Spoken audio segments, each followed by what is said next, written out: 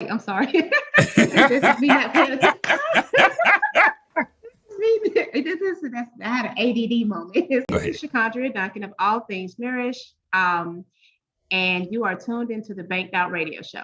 One time for the team that's gon' hustle for the green. All we know is grind till the dough come. This the Bait Dot Radio Show. We controlling the globe and we second to no one. Every time we emerge, we putting that work in. Bait Dot do it for the culture. Putting on for the city that's 24/7. And we showing love like we supposed to. And we keep making moves by coastal. None of those suckers didn't believe, but I told you. Bait Dot about to be a household name. And Bait Dot mean we about more change. You don't even know just how I really get. You're rocking with the best, so tuned in when you better be. Plus we getting fancy like Nancy on every single day of the week. And chopping game like a Cherokee. Ballin' like Odell, tryna step more mill. Networking every way, it's about to be a movie. Gotta go big, it's the only way to do it. It's a conglomerate, we getting to it. Plus we got heat for the streets while you puffin' on the cook shop leaf. Riding out on the interstate, we got indies and majors. We international players, all about getting paid. Make sure to tune in and tap in with the movement, cause it's about to go down. Shout out Discover, this captain of the mothership. If you ain't know, then you know now. We about to get right down.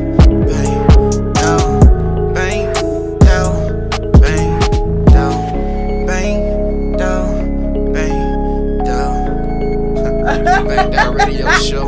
Sloan Child I can't stand you sometimes.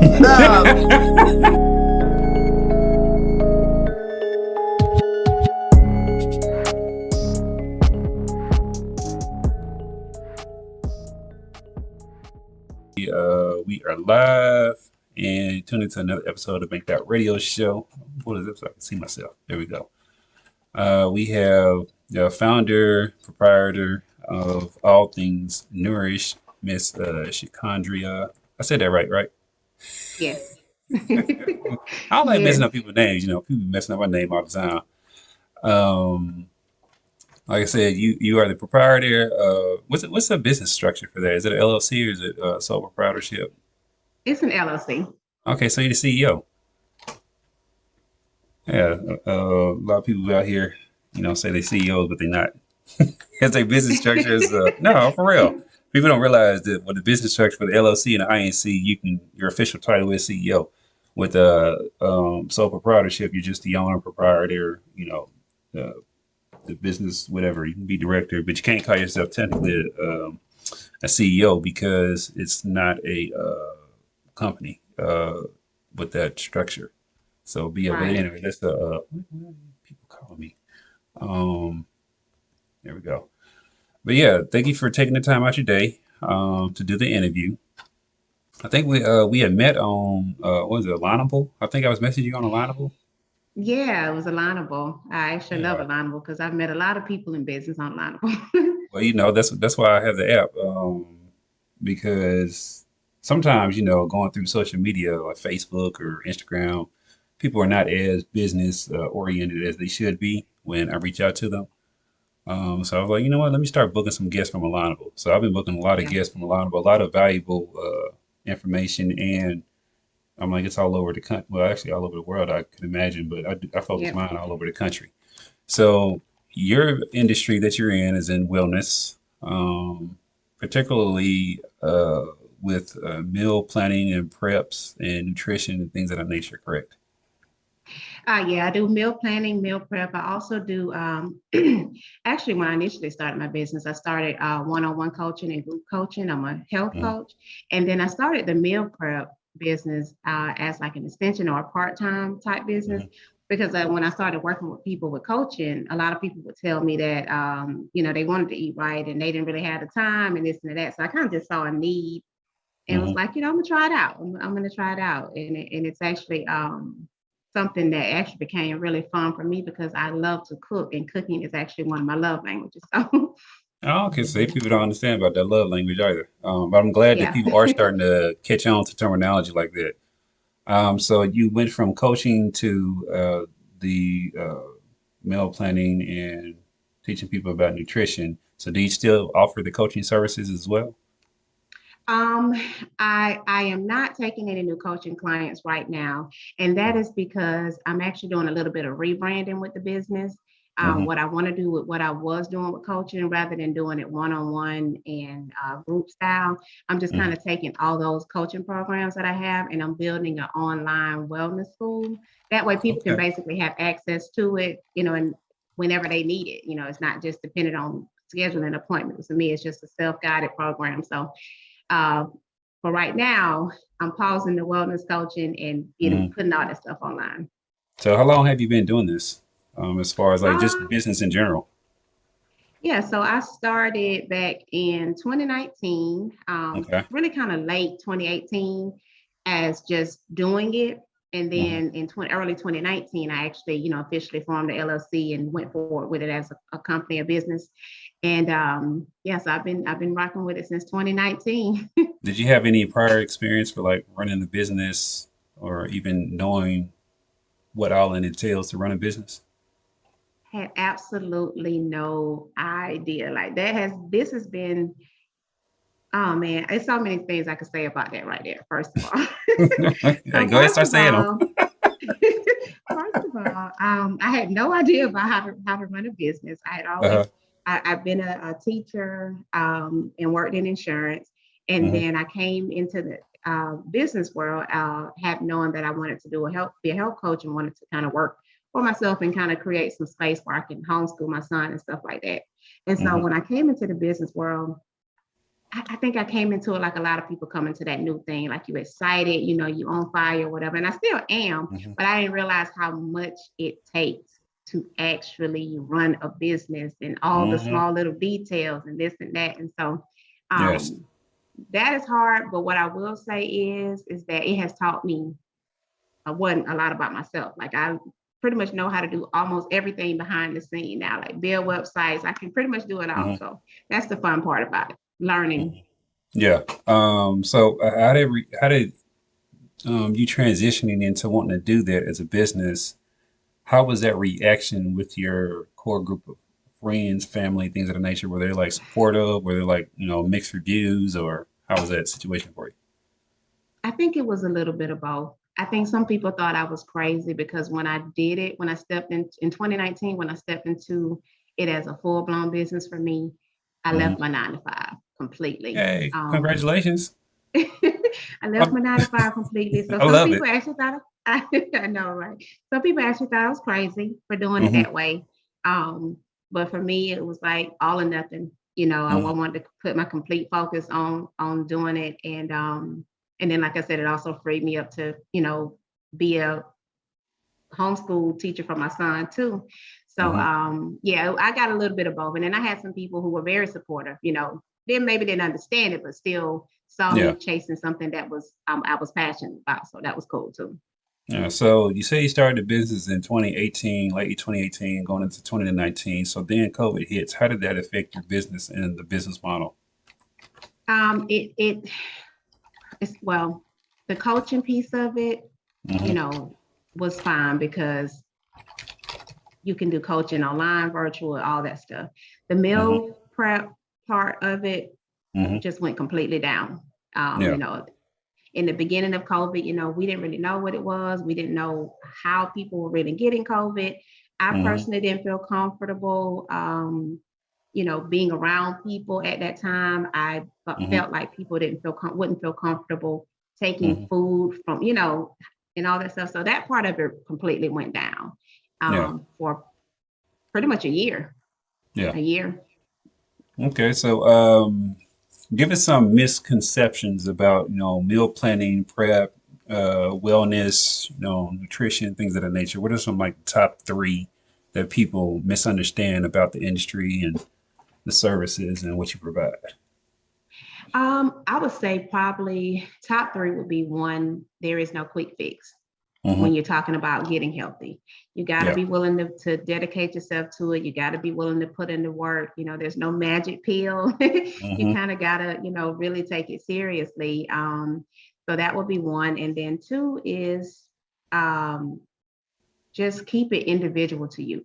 Like it's so important to be unique about your own wellness, no matter what you're Hmm. trying to do. If you're trying to lose weight, if you're trying to, reverse some illness, because I also specialize in heart health and diabetes as a wellness Okay. coach. So you have to kind of look at yourself as an individual and figure Hmm. out what you need. Like once you know Hmm. what you need and what your body requires, then you can build a health plan and a meal plan from that. Like anytime I ever sat down with someone to do a meal plan, it's always Do you have any health conditions? What is your doctor wanting you to do? Definitely getting information from the doctor so I can follow what that doctor is, requiring for that person. So that's one, to make sure that you understand who you are and what you need. And then I think the third one would probably be just be patient.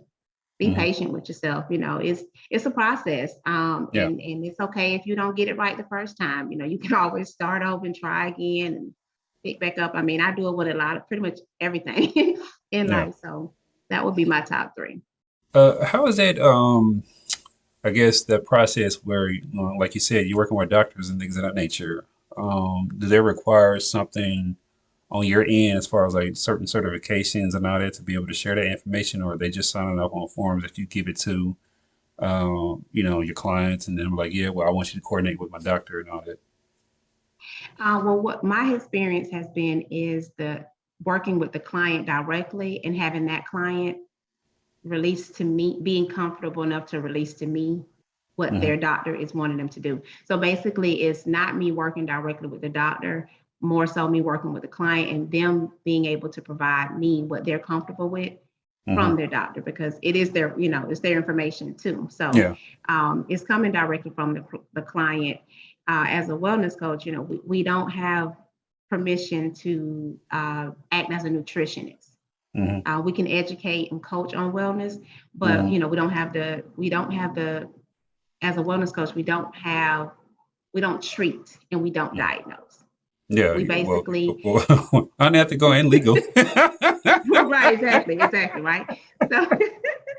So, it's it's more so being that bridge, that gap. You can go to the doctor and the doctor will say, well, you have high blood pressure, you should follow whatever type of diet, Mediterranean diet or whatever. And then they leave you at that. And they say, come back and see me in 3 months, 6 months, whatever. They may refer you to a nutritionist. They may not, it may not be at that level. It's just putting it on you to do, right? So then a health coach would come in and they would actually be the person that the patient would work with, could decide to work with, that would take them through that process for that 3-month period. Because my programs are 90 days. I have some that are 30 days, but 90 days.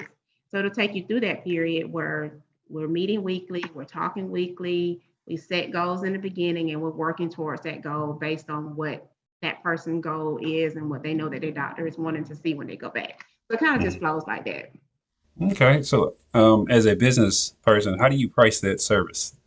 Not saying that, I know that you have based off of the goals, and the more aggressive goals, of course, would be more intense as far as service providing, information, things of that nature, bringing them up to speed. But just in generality, what would that look like? I price my programs per hour. What my set hourly rate is for my coaching programs. So that would be a total amount, and then it would be, you can pay the full amount or you can pay in installments. So I have installment type payments too. And so those are for like the 90-day coaching programs. And then I have smaller programs that are like detox. I have a 21-day detox program. That's the group wellness program. And that is just set for the program and what's included in the program, more so than it is an hourly rate. And then I have like meal plans that are ready to, like I do customized meal planning, but I also have meal plans that I've already created that's targeting certain things like, low carb, diabetes, high blood pressure, that type of stuff. And those are online and you can just purchase it. They're priced, some of them are like $35, $40. You can pay for it with your, debit or whatever, and just download it and it belongs to you. It belongs to you. So it's kind of a little bit, I like to do it where it's a little bit of everything for everybody in every budget. Yeah. No, I that's definitely important get to that. me. Yeah, it's important to me because I come from a background where, we have a lot of money. So, and that doesn't mean that you can't be healthy or that you shouldn't have the opportunity to be healthy. So I try to create programs that can, that anyone can afford, basically. So as you've been doing this, have you seen where I think more people have been getting into the industry as far as building their brands and their business, but not necessarily being as passionate and focusing on like long-term success. Honestly, the people that I have had the pleasure to work with in business, whether it was wellness or just entrepreneurship in general, like they are some really dope people. They passionate about what they do, and it kind of I try to stay connected to them, and I try to find little ways to find people like that so it can keep me going. Like we need a little team of Hmm. motivation when you are working Hmm. in entrepreneurship. To push Hmm. yourself, you can push yourself, obviously, but to have those 4 or 5 people, that's what is it? You are your 5 closest friend type thing. Hmm. To have those people around you that, keep you motivated, keep you on fire. So for me personally, my experience has been in this type of industry, wellness, and just people that I know that I get to work with in Macon, Georgia. Hmm. They're passionate about what they do, and I love it. I absolutely love it. That's what's up. So I love the fact that there's a community of passionate people, not, you know what I'm saying, necessarily competing with one another because there's a lot of opportunity for everyone out here. Um, so do you just center your services around making as far as like individualized besides like people going to the website buying meal plans or you're expanding or No. So I can pretty much work with anyone. Well, as far as other than meal prep. Mhm, If it's not meal prep, then it can be locally in Macon, it could be in Georgia, it can be in the USA, and even some, I haven't had the opportunity to do this part yet. It can even mhm, be out of the country because a lot of it is virtual. mhm, We COVID kind of created this virtual world for us. We were kind of already in what I do as a wellness coach. We were already doing virtual things, and people at that mhm, time, like back in 2019, people didn't really weren't a lot of people weren't really doing virtual stuff. And then mhm, with COVID, virtual became just like the it thing, the Zoom thing. So it kind of made it a lot easier mhm, um, to operate this type of business model where you can reach people that are not just in your city, not just in your state. mhm. So my hope is to one day get the meal prep where I can, expand it out, but I haven't quite gotten that far. Okay. So looking for growth strategies. Do you want your business to like outgrow you personally? And what I mean by that is to it to be known and not necessarily you're the face of the business into where you have to like hire people to do certain roles within the business. You know what? Can we do? I'm gonna, if I can pause that question really quick, because I don't, Mhm. I'm my charge is going out here, and I don't want to Oh yeah, die yeah. out on Oh yeah, our go interview. ahead. Go So ahead. let me plug up so we won't lose each other. Give me just a second. I'm so sorry. Let's see here. Let me go ahead and share this a few more times. So everybody out there, y'all can go download the app if you have not downloaded the app. MakeThatRadioShow.com. We're at like 1,015 downloads. And stay tuned for all the new content that we're putting out. If you have not seen the flyer, Behind the Bar series is coming to Roku. So y'all gonna be able to see that within the next couple of weeks. And yeah, we got a lot more stuff working on. The website is actually going to get updated to where there's going to be a store on there and a few more things, exclusive content. And then we got more interviews. And what's today? Wednesday. Actually, got an interview tomorrow. Tomorrow, right? Yeah, an interview tomorrow. So y'all check in for that interview as well. What, 11:30? 11:30, and we got Craig coming through. And we're gonna do that on Facebook Live. So yeah, y'all keep on sharing, sharing, sharing, sharing. I love when y'all share. It gets everywhere. Trying to hit, want to do around 800. I mean, not 800, but around 80,000 watch minutes this year. That'll be doubled from last year. So if we can get that going, it'll tremendously help out. But I do love the support that everybody's been giving to the website. We had 31,000 unique visits, had over 757,000 hits for the website, and then 80,000. What was it? It was 80,000. Yeah, awesome. We got the charge and everything situated. Yeah, I'm so sorry. I'm like, No, oh no, my, you I'm fine. so sorry about that. No, Okay, we I'm sorry. use our What was that devices and question? stuff. I Oh, know. so with your business, are you planning to grow it outside of like, just yourself? Do you want it to like be able to hire other people and they provide roles inside the organization? Because some people just want a business to replace their income and they're fine with that, which is fine. But other people, want to like hit like, 250,000 or 500,000 or 1 million or 20 million or whatever the case may be. Yeah. So I definitely want to hire people to come on with me. There are a lot of projects that I want to work on, that I'm planning to work on, that I actually really Mhm, need mhm, other people working with me to really be able to effectively do. So that's something that I have as a goal, for the next 2 years, maybe three mhm. years, to be able Yeah. to bring other people on staff. Um, One of the things that I do, um, so I'm because I'm starting to do community service work, Hmm. and I want to be able to, offer some things um, that are not for profit in Hmm. some communities specifically. Hmm.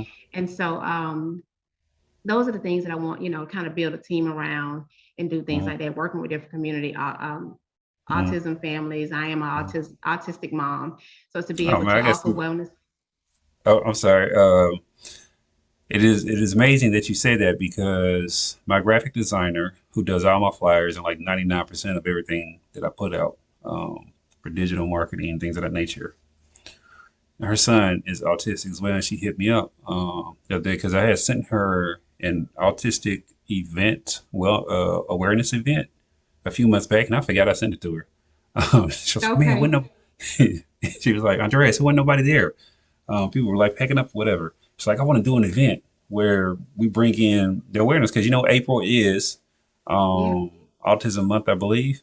Yeah. Um, and there's an actual day, I think it was a few days ago for It was Autism Awareness Saturday. Day. It was Saturday, yeah. Hmm. And I was like, well, April is also Child Abuse Awareness Month. So I'm doing a panel discussion about that on April 20th. And then I just found out that April is also amputee month as well. And I know someone who's an Okay. amputee who pushes for that platform. So it's like all these different things that normally people don't pay attention to because it doesn't affect them. But Right. autism is real. Um, Yeah. I have my oldest daughter. She has a genetic disorder where she has all four categories of seizures, and Oh, autism wow. falls within that range. Yeah, I took her to Tennessee last weekend, and some of my family members finally got to see it in action. I'm like, she would sit there talking, and all of a sudden just fall out, have a seizure. Um, but I'm like, we know she falls within the autism spectrum, whatever, because of the way that she communicates. And people like, what I'm saying, to look at her, you would think she was just normal, like a normal Hmm. functioning person, but that's not the case. Um, and like people have to be made aware of that. And then there's been like a Yeah. lot of different reports where police have interacted with autistic people and made bad decisions. So then you Right. got that component or whatever. So, but I'm gonna link y'all together though, because y'all both are in Macon. What's her? Can you tell me? I just met a young lady on Saturday, Hmm. and she has an autistic son. So, what can you? Do you mind sharing her name Yeah, her with name me? Shamika What's her last name? Burkett. That's who I met. I That's met who her you on met. Oh, well, Saturday. see, I look, met look her at on that. the. Yeah, I know. Look at Look that. at See. God. Uh I huh. met her on So, Saturday at the bridge event. Yep, sure okay. did. I met her Yeah. son too. And so she actually wants me to help her plan that for next year. So I Yeah, guess you're gonna be a part of I hope so. it. I sure hope to be a part of it. Listen, Oh no, no, there ain't no listen. hoping now. When I Okay, tell people you're okay, gonna be a part of something, oh, you gonna be a part of something because I can't do okay. everything myself. I believe in that bringing people in to the fold and like basically everybody have a seat at the table because that's the only way Yeah, we get stuff done. But you right. got to you got to right people or whatever because some of these people around here are just lazy. But Yeah. there's a whole nother story. That's a whole nother tangent that I can go into. Try to keep it, what I'm saying, clean and professional on here, but Right, right, got right. some other stuff that I'm working on. So as a black businesswoman, right, you meet statistically, y'all are opening businesses at a faster rate than the other race and gender.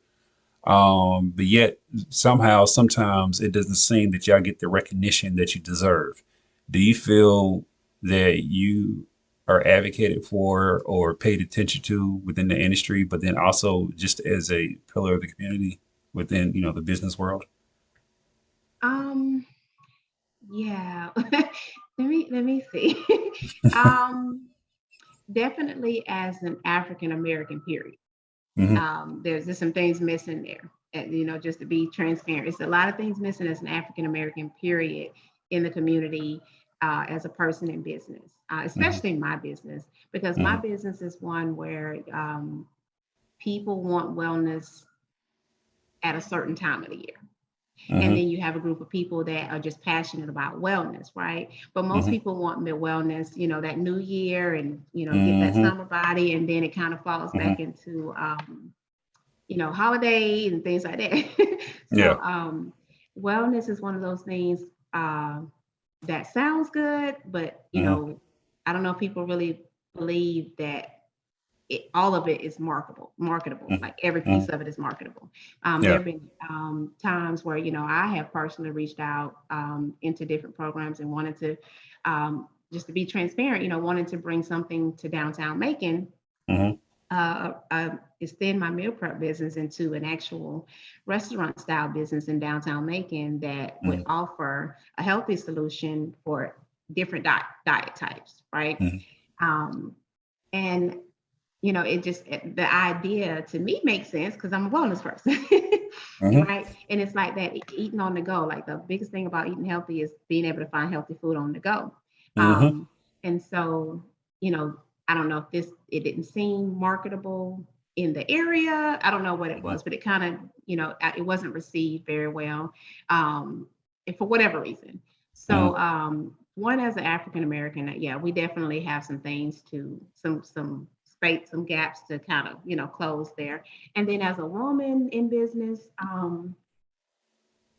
honestly, I don't think I've received any pushback. To be completely honest, when I go into places in the Macon Bib community in spaces Hmm. of business, there are more women there, honestly, than I see men.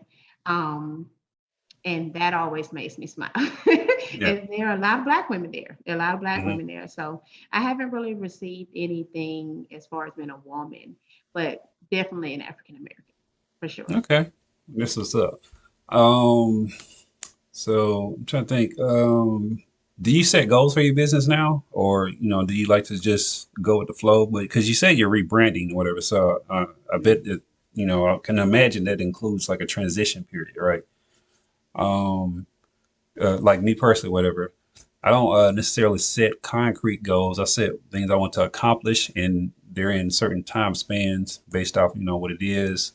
Um, of course, it's always the like right now at the Bank That Radio show, it doesn't not need to grow outside of how big it is per se. Because I got my numbers back from a web developer. Like last year, the page did. I was saying this earlier when you was finding your cord or whatever. But I had 31,000 unique visitors to the website over the course of the year, Oh, 80,000 visits, and then 700,000 hits. oh, So, that's cool. oh yeah, I do a lot of marketing. I won't play about that. But to make it grow big outside of everything else that I'm doing, I wouldn't have the time for it right now.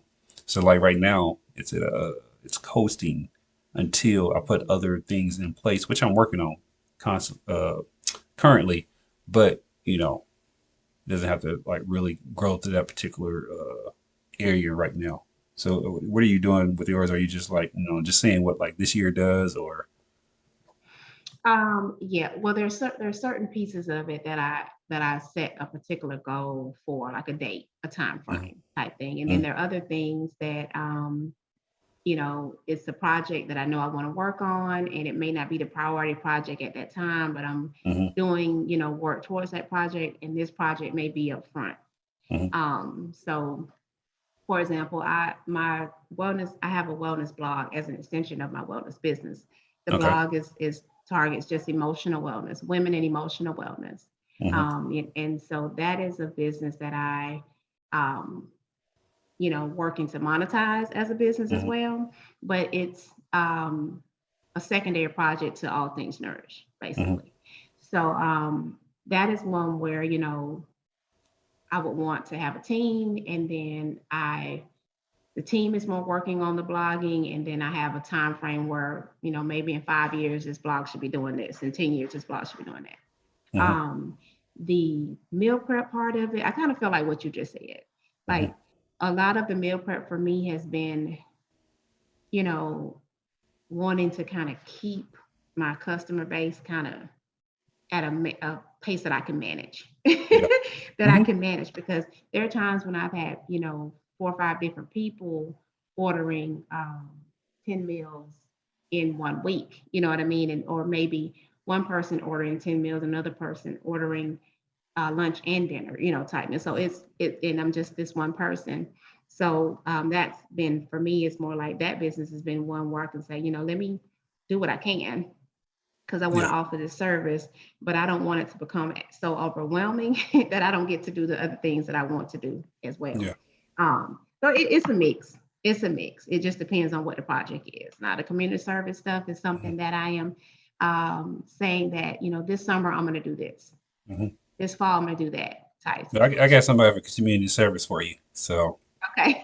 to partner with, Okay. then the work will get done. Okay. And like I said, it's right up the alley of what I know the vision for the that particular program is doing. So, but I'll talk to you about that offline. Okay. Um, so, what is something that you learned in this whole journey thus far of being an entrepreneur that you necessarily didn't know, or that maybe was like, oh, okay, it was surprising. Um, that's a great question. um, well, I guess, I mean, there are many things, but if there was one thing, it's that believing in myself. It's Okay. that faith in myself. Like being a person of a 9 to 5, Hmm. being my lifestyle, especially as an educator, that is your career. Hmm. And even when I went into insurance, it's still a, career. And trusting that as a source, Hmm. and then saying, no, I'm going to step out on my own, and I'm going to create something that helps people, and I'm going to Hmm. depend on that thing to be my source. Hmm. And it's not really the thing to me, it's not really the thing that you're depending on to be your source, more than it is God, and that type of source, and this and that. And so um, believing that I can step out and do something, and Hmm. then be provided for, and actually see that thing grow and see me grow as Hmm. I'm doing it. And knowing that, I can do it. I can do Yeah. it. And for that, for me is like, I'm never looking back. Yeah. I'm never Yeah. looking back. Yeah. I didn't. When I left my job at Norfolk Southern, I talk about it all the time. It was back in 2013. I didn't look back. And I had what, 5 kids at the time. Now we have 8. So yeah, quality of life, all that for them didn't change. So yeah, I was like, yeah, I'm not being employed by anybody else anymore. Um, I I see the value in what I do. I know what I bring to the table. I know what I can accomplish. I know how to like structure things. So yeah. So for everybody out there who's tuned in, and for those who are going to tune in later to watch the video, if they want to inquire, they have questions, things of that nature, where do they need to go? You can go to www.allthingsnourished.com. You can also reach me at my business at 478-787-0726. But every wellness program that I offer, or even future things that I'm working on right now, like the online wellness courses, you can access that on the website. Or, you can at Okay. least sign up to be on the waiting list for it. Oh, that's what's up. You got a waiting list. You on the popping out here. I'm trying out here. But I I'm definitely trying. enjoyed this interview. Keep doing what you're doing. Keep, being a great light in the community, and keep allowing your passion to, to highlight and educating folks as well, because I know that's a big component of what you do. Um, yeah. Oh, if anytime you want to like share something, you got a sale going on, things of that nature, post it on the page, and I'll share it, or I'll get Tori to share it, whatever the case may be. What I'm saying? That's what the platform is here for. So I want everybody Awesome. out there to, yeah, thank you. Go follow all these Nourished, hit up Shecondria, And the number one more time is It's 478-787-0726, but I am also on, the business is also on Facebook under All Things Nourished.